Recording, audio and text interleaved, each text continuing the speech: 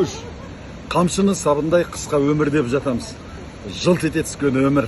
Шынымен адамның өмірі уақытпен санаса тұрады ғой. Ал біз уақытты бағаламаймыз. Шынымен уақыт деген ол өмір.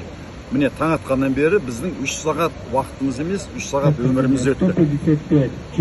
Біз соны мысалы таудың басына барып суға түсіп пайдалы өткіздік. Мұқағали ағамыздың санаулы күн деген керемет өлеңі бар. Мен соны оқып берейін. Сіз уақытқа қанша бағалы екенін ойлап көріңіз да. Санаулы күн, санаулы ай, санаулы жыл, санау менен самайлар ағарды кіл. Не пайда? Уақытты санағаннан, ала тұғын өмірден бағаңды біл. Қанша күнің санап көр, босқа кетті. Қанша адамды санап көр, өкпелеттің. Адамдықтан адасып қанша мәрет, адамдықтан адасып қанша мәрет ауытқып шетке кеттің.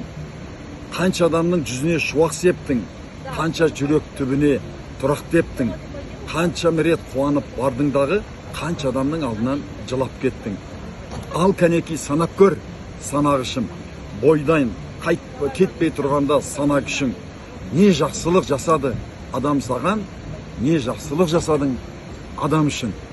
Сондықтан біздің қысқа ғана өмірімізде өзімізге, денсаулығымызға, білімімізге, өзіміздің кәсіби шеберлігімізге жетілу арқылы өзімізге жақсылық жасауымыз керек.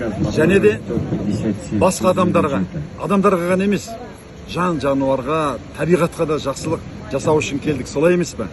Сізге де қолыңыздан келгенше жақсылық жасап, адамдардың алғысын алып, табиғатты аялап, ұзақ, бақуатты, бақытты өмір сүруіңізге тілектеспін. Тарата жүріңіздер.